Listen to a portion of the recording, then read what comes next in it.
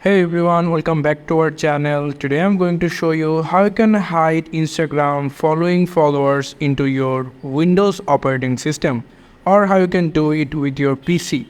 So without wasting any time, let's get started. So first we will come over our Instagram, and then we will go for our profile section, and then we will go for the settings icon, click on that. And after that, we will going to select the settings and privacy, click on that.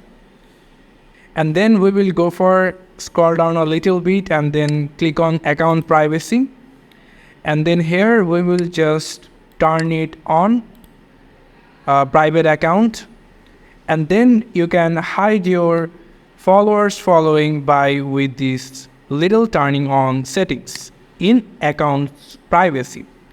So this is how you can hide your following followers into PC in Instagram. Thank you so much for watching this video. I hope to see you in other videos. Till then, goodbye.